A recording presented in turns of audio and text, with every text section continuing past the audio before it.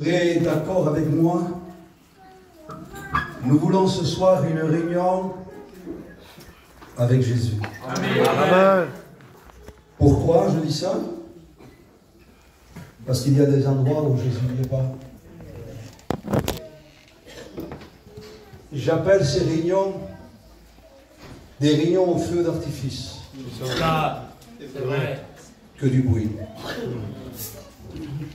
Ça chante. Que du bruit. Ça prêche. Que du bruit. Je me suis intéressé maintenant récemment pourquoi 14 juillet toutes les années on fait un feu d'artifice qui enchante les enfants et même les personnes âgées. Pourquoi ces explosions, ces couleurs, toutes des couleurs dans le ciel? C'est beau, c'est magnifique, on assiste à ça. Je dis mais pourquoi? Pourquoi? Eh bien parce que la France avait gagné à cette époque, 14 juillet, une bataille. Je dis mais ils ont gagné une bataille et ils ont fait le 14 juillet et ils ont fêté 14 juillet parce qu'ils ont gagné une bataille alors que des centaines et des millions de personnes ont trouvé la mort dans cette bataille. Eh bien, quand nous avons une réunion au feu d'artifice, on laisse derrière des personnes qui viennent à la réunion et qui sont déjà morts. Ça ne nous intéresse pas, des réunions au feu d'artifice, parce que dans nos assemblées, il y a des personnes qui sont captives par le péché. Il y a des personnes qui sont perdues. Jésus disait, tu passes pour être vivant, mais tu es mort. Ce soir, nous voulons de tout notre cœur ces réunions au bon samaritain. Vous connaissez l'histoire du bon samaritain? Le bon samaritain, c'est Jésus. Et je suis fort intéressé par ces réunions au bon samaritain. Vous savez pourquoi? Parce qu'il y avait un homme qui descendait de Jérusalem. Et je dis, pourquoi tu as descendu? Que dommage que tu es descendu. Tu étais en possession de paix, tu étais dans le ciel, tu étais béni. Pourquoi tu as descendu à Jéricho, ville de palmiers? Quel dommage. Il a pris la folie de descendre. Et quand on descend à Jéricho, qui veut dire maison aux villes de palmiers, où il semblerait que tout va bien, mais c'est les ténèbres. Et quand on descend un peu plus bas, c'est l'enfer. Et cet homme a descendu. Il a été attaqué par des démons. Je dis bien qu'il a été attaqué par des démons. Ils l'ont pris, ils l'ont envoyé de coups, ils l'ont frappé, et l'ont laissé à demi-mort. Et un sacrificateur et un lévite, par hasard, soi-disant par hasard, ils ont passé par là. Mais qu'est-ce qu'ils faisaient, le sacrificateur et les lévites? C'était par hasard qu'ils passaient par là. Ils avaient envie aussi, comme l'autre, de descendre. Et admirer la ville de Jéricho. Il n'y a rien de bon à Jéricho. À Jéricho, il y a le diable. À Jéricho, il y a l'enfer. Il y a la perdition. Ils l'ont laissé. Ils ont passé outre. Ils n'étaient pas meilleurs que celui qui avait descendu. Il ne s'agit pas d'être un sacrificateur ou un lévite, ou un membre d'église, ou un chrétien, ou quoi que ce soit, avoir des titres, ou de quoi que ce soit. Non, on a besoin de ressembler au Samaritain. Amen. Le bon Samaritain ne passait pas par hasard. Quand lui, il passait, c'est parce qu'il savait qu'il y avait besoin. Quand un prédicateur, un homme de Dieu, ou un chrétien, quand il descend à Jéricho, c'est pour aller chercher ceux qui ont été frappés de coups, roués de coups, ceux qui sont à demi-mort, qui sont perdus, pour aller le chercher. Et le bon samaritain est arrivé. Alléluia. Mais le bon samaritain s'est arrêté. Mais le bon samaritain avait de l'huile et du vin. Il s'est mis à genoux et mis de compassion, prenant son vin et son huile, pansant ses plaies. Le montant sur sa monture, il le conduit à l'hôtellerie. Et en disant, prenez soin de lui, et rends-le de bien. Et à mon retour, s'il faut encore payer, je payerai. Qu'est-ce que nous avons besoin du bon samaritain quand on fait des réunions? Il a de l'huile, lui. Il a du vin, lui. Il disait, quand il est venu en tant que fils de l'homme, l'Esprit de Dieu est sur moi. Et il m'a oint pour que je puisse annoncer une bonne nouvelle aux pauvres. Pour guérir le cœur brisé. Pour proclamer aux captifs de la délivrance.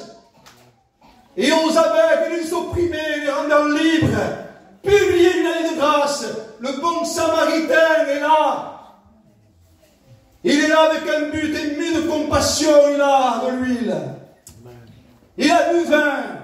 Le symbole du Saint-Esprit et le vin est symbole de son sang. Car c'est au prix de son sang. C'est au prix de Golgotha que le rayon se forme. Est-ce que vous voulez des rayons au feu d'artifice? Pour faire voir qui? Pour faire voir quoi? Mais qui je suis moi? Sans fausse humilité, mais je voudrais tellement m'effacer et laisser toute la place au Saint-Esprit à Dieu. Amen. Mais qui je suis moi pour vous sauver? Qui je suis moi pour vous bénir?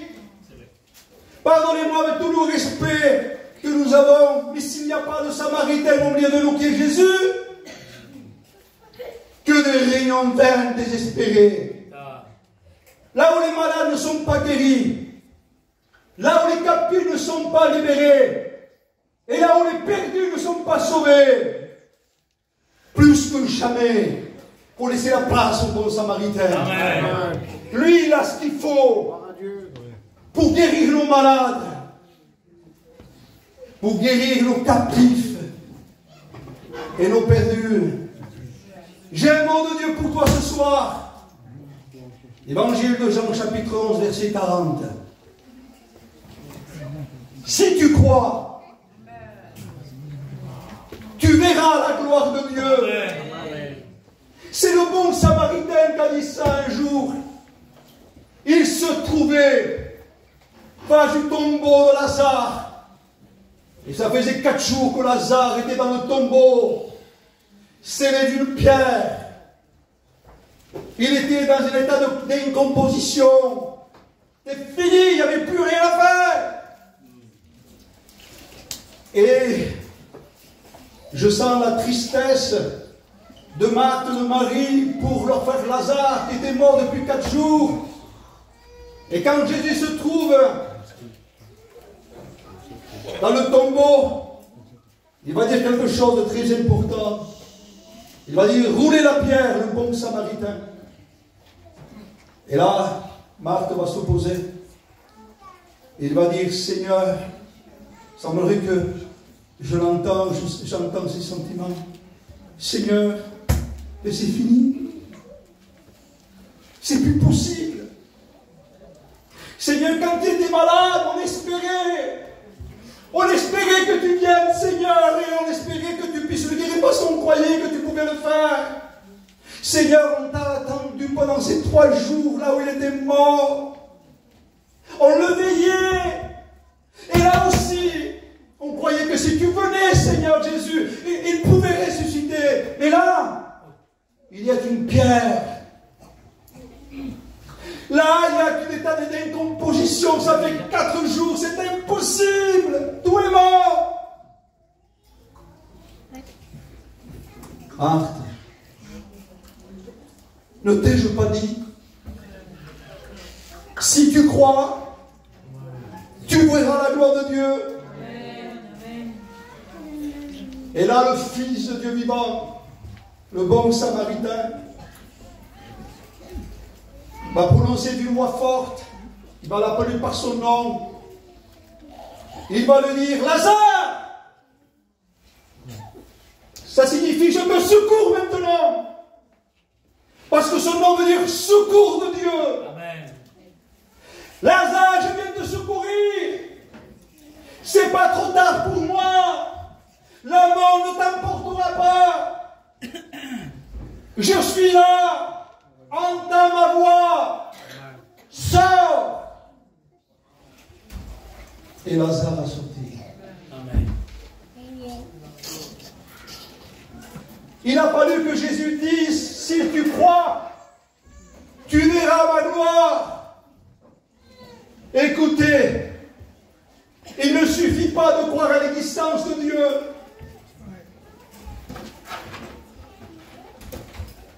Il ne suffit pas simplement de dire, c'est possible, je crois que c'est possible. Non, nous avons un Dieu illimité.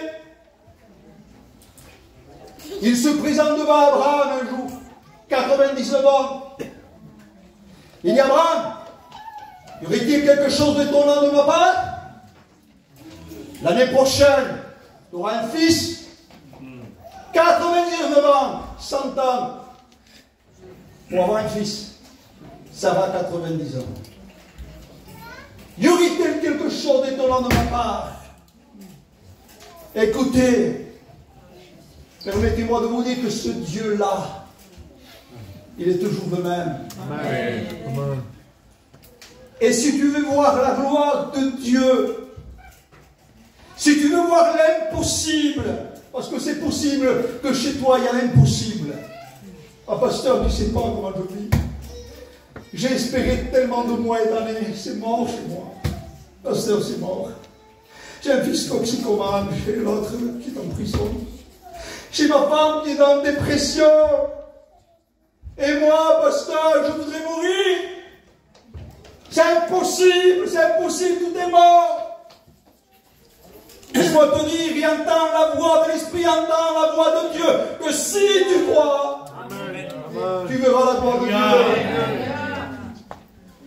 Je l'ai expérimenté, moi, pendant ce temps-là, de ministère et de ma vie chrétienne. J'avais un frère, un alcoolique avéré. Il a commencé à boire de l'âge de 12 ans. Il ne s'est pas arrêté de boire jusqu'à l'âge de 55 ans. Il ne te saoulait pas. C'était une terreur. Il se levait le soir pour boire, tellement alcoolique, fermé dans les ténèbres. Il était déconnecté du monde. Personne ne pouvait l'approcher. Je vous promets que c'était un cas désespéré. J'ai prié pendant 35 ans. Bon Dieu. Et j'ai cru. Amen. J'ai cru pendant 35 ans. Il a fallu mourir je ne sais pas combien de fois. Il avait fait plusieurs fois une pancréatite aiguë. Une pancréatite aiguë. Les docteurs disaient, écoutez monsieur, je vais vous expliquer ce que votre frère a. Il a le pancréas coupé de... Mais monsieur, il n'y a plus d'espoir. J'ai des patients comme lui, ils sont tous morts. Plusieurs fois la mort. Et j'ai dit, Seigneur, non, je crois que tu es ce Dieu, que tu es la résurrection, la vie. Je crois que tu m'as fait une promesse. Je crois, Seigneur, que tu vas le garder. Je crois que tu vas le bénir. J'y crois. J'ai prié pendant 35 ans. J'ai cru pendant 35 ans. Amen. Impossible. Vraiment, c'était Lazare dans un tombeau où tout était fini. Plus d'espoir. Priez pendant 35 ans, dites Seigneur, s'il te plaît, sauve-moi-le, Seigneur, sauve-moi-le. J'y crois, Seigneur. 35 ans après, il s'est passé quelque chose d'extraordinaire. Lui qui se levait le soir, 2, 3, 4 heures du matin, par manque d'alcool, pour boire. Sa femme me dit, je l'entends chanter des cantiques. Alléluia. J'entends qu'il baptisait du Saint-Esprit, il parle la langue, il chante des cantiques. Et il est venu vers moi, en pleurant. Et il m'a dit, mon frère, je te demande pardon. Parce qu'il savait qu'il m'avait fait souffrir beaucoup. Je te demande pardon. En pleurant. Il a eu une parole qui a révolutionné mon cœur. Je veux moi aussi Jésus. Amen. Amen.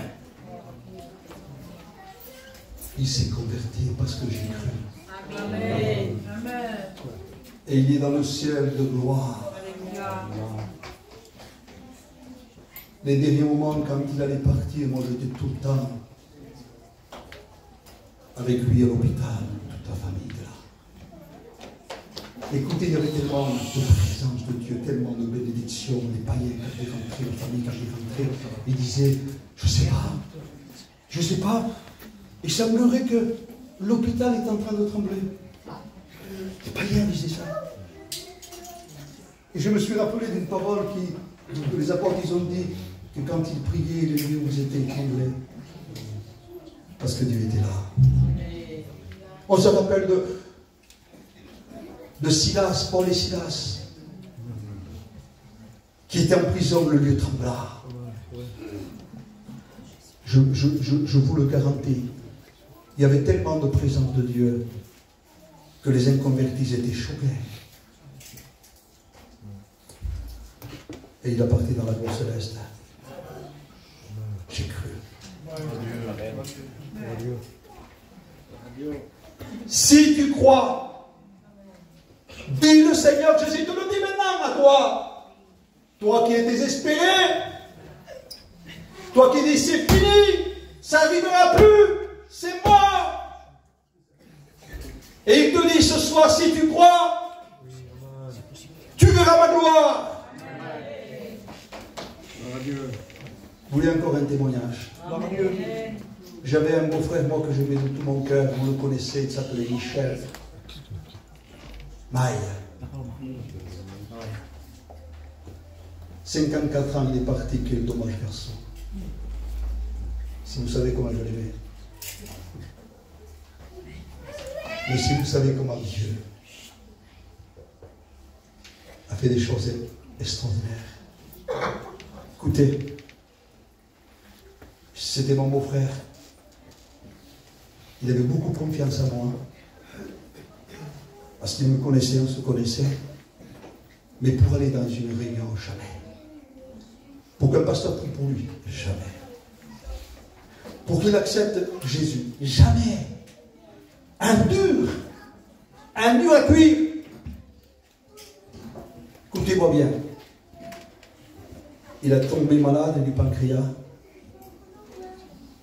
Et les médecins ont dit, mais c'est fini. Dans quelques mois, il n'est plus là. Sa femme, il dit, il ne faut pas lui dire. Docteur, ne dites pas à mon mari qu'il va mourir. Vous avez interdit à nous de ne pas lui dire. Je dis, Seigneur, mais s'il ne sait pas, mais s'il ne sait pas, mais il va partir perdu alors. Il n'y avait pas d'espoir, il n'y avait pas de solution. Écoutez, j'ai prié, nous avons prié pendant 9 mois, moi j'ai prié, alors vraiment, de tout mon cœur incroyable. Jésus, je crois. Seigneur, c'est impossible, c'est dur, Seigneur, comment l'expliquer qu'il est malade, comment l'expliquer qu'il va mourir, comment l'expliquer qu'il faut qu'il accepte Jésus, ou sinon il est perdu. Comment, Seigneur, comment? Alors qu'il ne savait pas lui.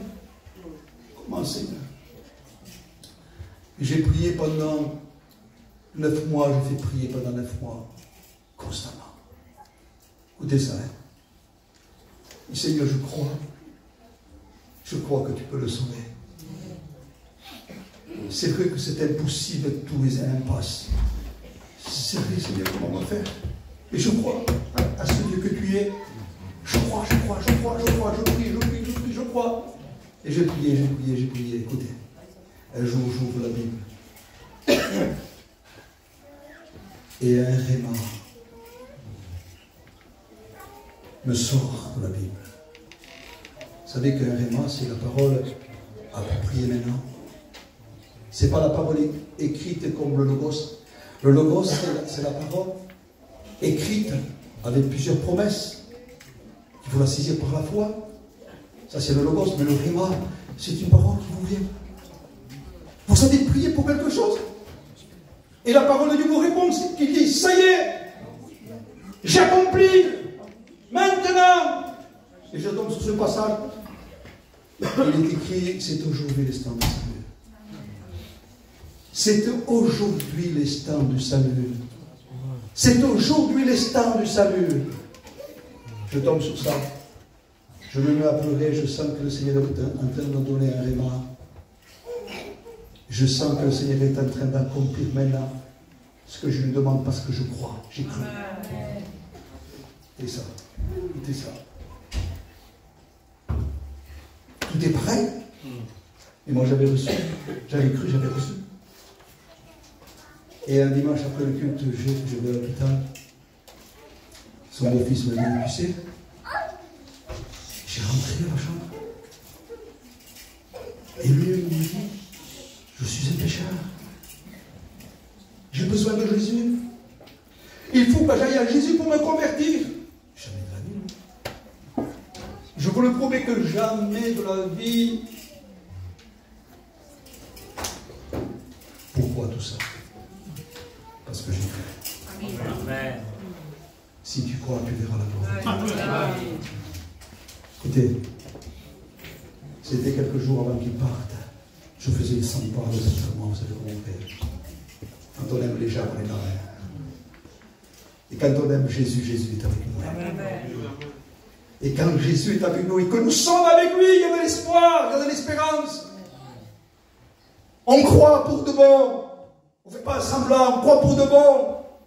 Parce qu'il est là. Quand il est là, on croit pour de bon. Quand il est là, tout devient possible. Je faisais les 100 pas. Et c'était la fin. Alors le domaine s'est réveillé. Il me regarde. Et il me dit, tu veux prier?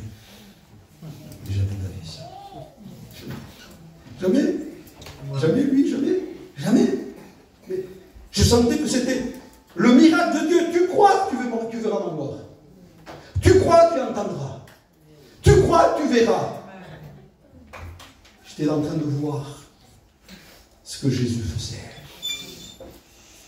Alors donc, je dis, Michel, tu ne peux pas t'imaginer combien de temps d'années je voulais entendre ces paroles que tu m'as dit là. Tu sais combien, Michel, Jésus t'aime et combien je t'aime. Qu'est-ce que je suis content que tu veux que je prie pour toi. Écoutez ce qu'il dit. 2 jours avant qu'il partait. Regardez, parce qu'il était dur quand même. Il était dur, hein. Alors, les pasteurs, les chrétiens, c'était le fusil sur la main. C'était comme ça. Et ben, tu sais qu'il y a des chrétiens qui ne marchent pas avec Dieu. À terre. Qui ne marchent pas de Dieu. T'as raison. T'as raison. Qu'il y a des faux chrétiens. T'as raison. Écoute, Michel. Matthieu 7, 22, 23. Tu sais qu'est-ce qu'il fait le Seigneur avec ces chrétiens? Jésus a dit, en ce jour-là vous viendrez. Et oui, j'ai prophétisé, je ne te connais pas. J'ai chassé des démons, je ne te connais pas. J'ai fait des miracles, je ne te connais pas. Écoute-moi, Dieu est juste, Michel. Si on ne marche pas avec Dieu, qu'on est faux, Dieu va prononcer son jugement. Mais par contre, si moi et toi on est sincère, qu'on est vrai. Regarde le brigand sur la croix. Michel, regarde le brigand sur la croix. Il était vrai. C'était un malfaiteur, un brigand, un criminel. Mais à un moment donné, il a reconnu que c'était un pécheur. Il a avoué qu'il méritait la condamnation. Mais regarde, Michel, il s'est tourné vers Jésus. Et il a dit, Jésus, quand tu seras dans ton règne, souviens-toi de moi. Regarde, Michel, qu'est-ce que Jésus lui dit à ce brigand, ce criminel qui s'est repenti, qu'il était vrai à ce moment-là?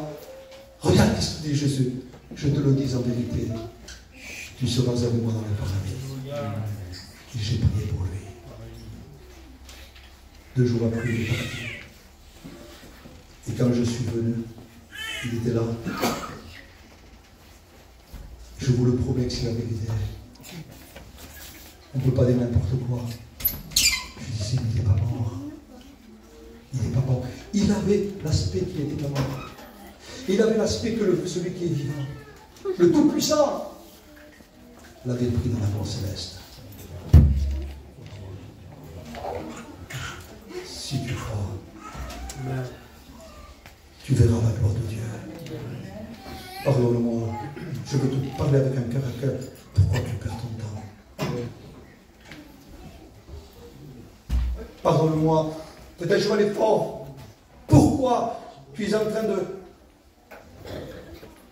d'avoir une apparence, d'y croire? Et tu dis, le foulard, on s'appuie des fois sur un foulard, on s'appuie sur une Bible à la main, sur un bananage de prophétie, sur un baptême ou quoi que ce soit, on s'appuie, on a nos arguments aujourd'hui.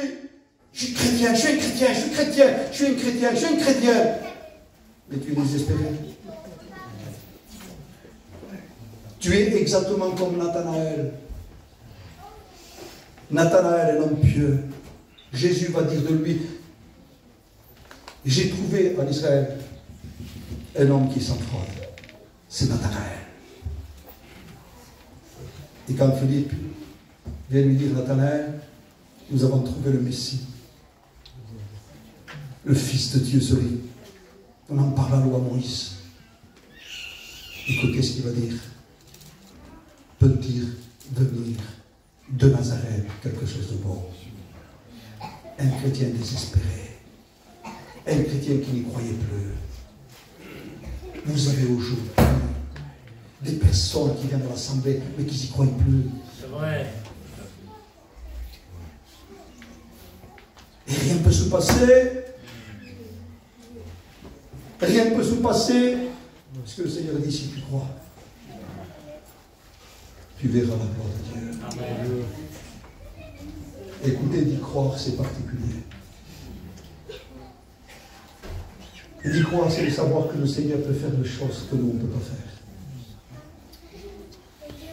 De croire, c'est de croire ce que Jésus a dit, j'appelle les choses qui n'existent pas comme s'ils existaient.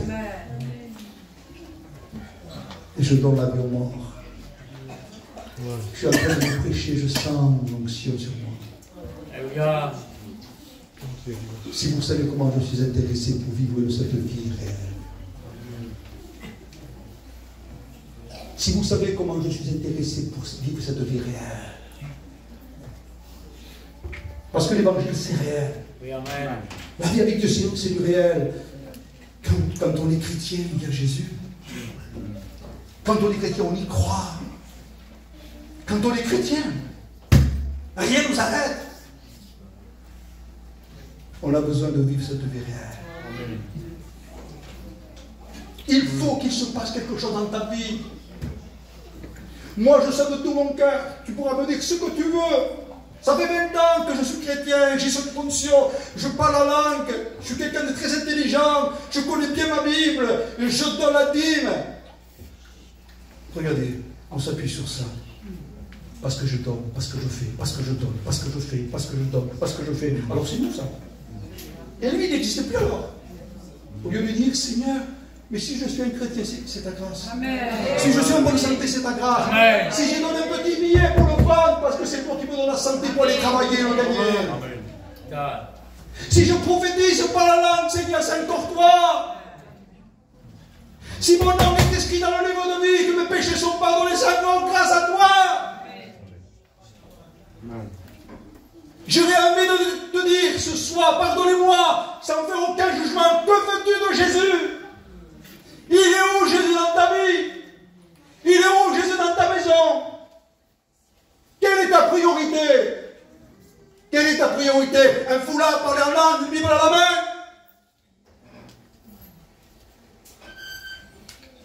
Ou ta priorité c'est Jésus?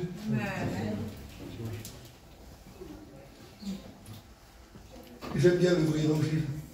Alléluia. Le vrai évangile, vous savez quoi? On n'existe plus. Oh, merci Seigneur. Merci Seigneur. Qu'on n'existe plus. Comme disait Paul, ce n'est plus moi qui vit. C'est Christ qui vit en moi. Se pose la question, qui vit plus, lui ou nous, dans nos vies? Qui c'est qui est glorifié le plus dans tout ce que nous sommes aujourd'hui, lui ou nous? Qui c'est qu'on voit le plus dans notre vie, lui ou nous? Ah, il y a des leçons, il y a vraiment des leçons à apprendre, et moi le premier. Vous savez la différence entre peut-être et moi et certains, pas vous peut-être, c'est comment je suis vrai. Et je reconnais qui je suis. Voilà la différence. Et je me base avec moi. Je me base avec moi. Cette nature atomique. Cette nature scorpion. C'est la nature adamique. La nature d'Adam. Si vraiment le deuxième Adam est dans notre vie, nous devons avoir sa nature, ses sentiments, son caractère, son amour, sa vie. Amen. Je ne sais pas, écoute, je vais te dire quelque chose ce soir. Je ne sais pas, mes frères. Mon désir à moi, je vous le promets que c'est la vérité. Et je suis découragé. Je suis découragé. Mon désir à moi, c'est de ressembler à Jésus. Je t'ai posé la question. Est-ce que je t'ai posé la question? Est-ce que tu as dit, Seigneur, s'il y avait quelqu'un à ressembler, c'est pas Sabachai, c'est pas au serviteur, c'est pas au chrétien qui est là. Seigneur, je compatis avec Paul. Soyez mes imitateurs. Il ne disait pas de Gamaël, ou des rabbins, ou des hommes de Dieu, Pierre et Jean, et les autres qui étaient avant lui, des colonnes de l'appui de la vérité. Il ne disait pas ça, il ne disait même pas de lui. Il disait, soyez, s'il vous plaît, soyez, s'il vous plaît, mes imitateurs comme moi, je suis du Christ. Amen.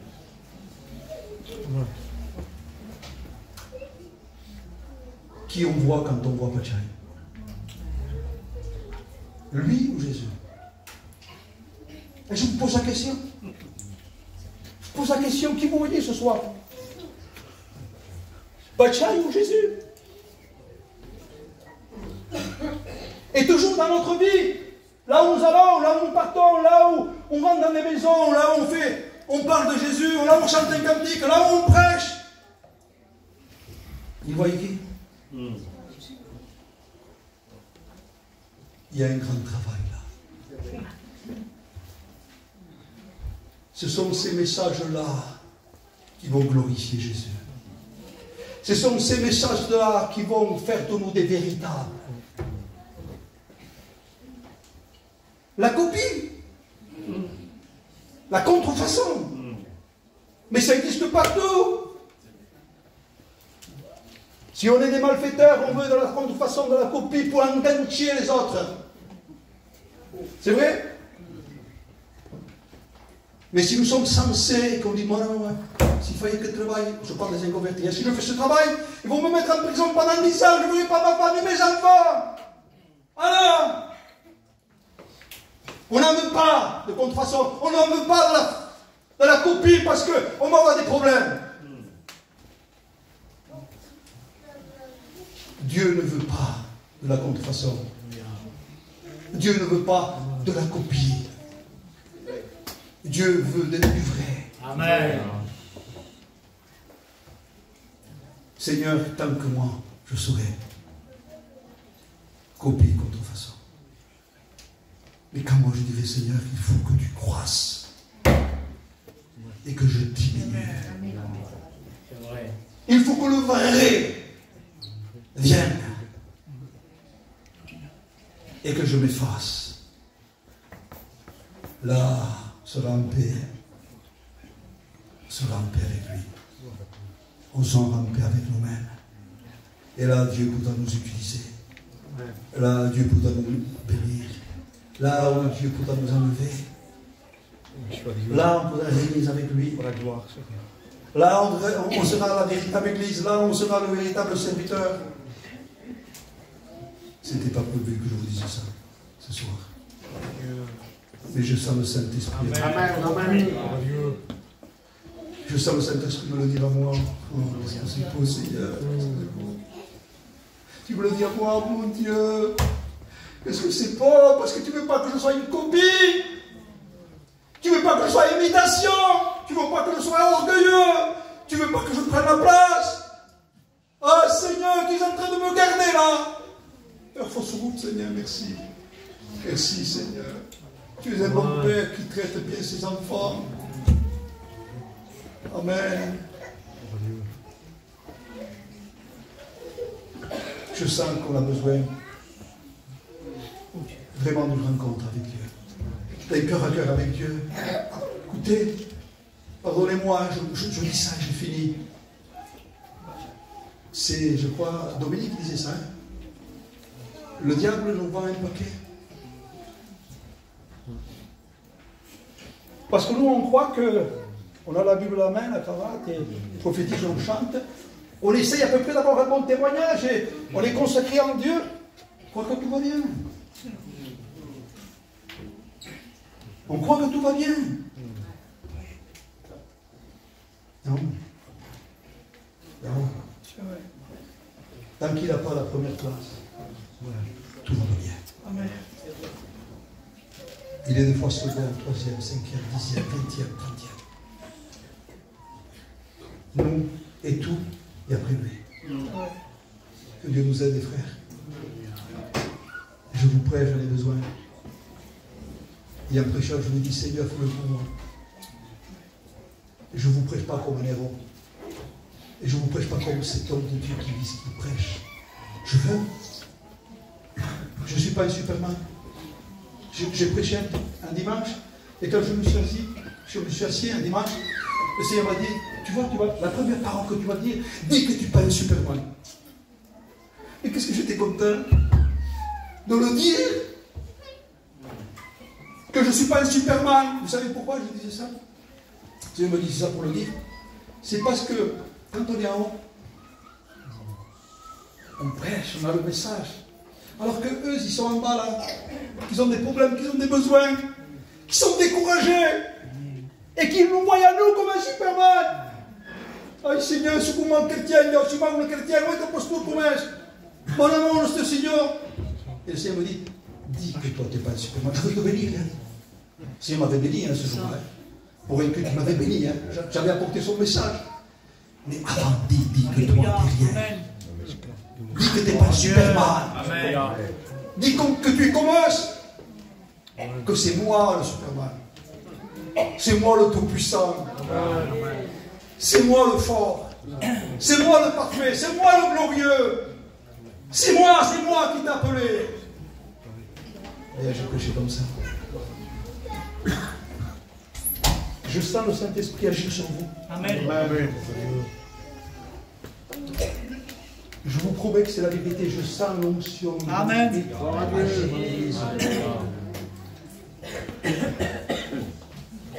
Il faudrait que vous et moi, après cette réunion, on les changeait.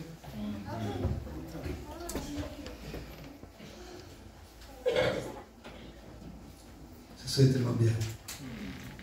Amen, mon frère. Gloire au Seigneur. Nous allons finir la réunion. Amen. Et nous allons laisser la place au pasteur. Je ne sais pas comment on va finir cette réunion. S'il faut faire l'appel, on va la faire. s'il faut prier, on va le faire aussi. Amen. Que ce soit pour l'Église, que ce soit pour les inconvertis. Parce qu'il faut être là.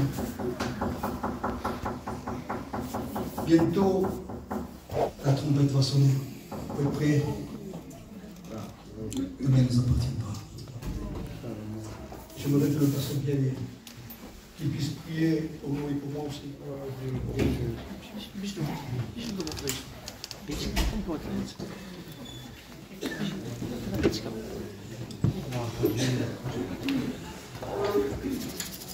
On reste recueillis avec.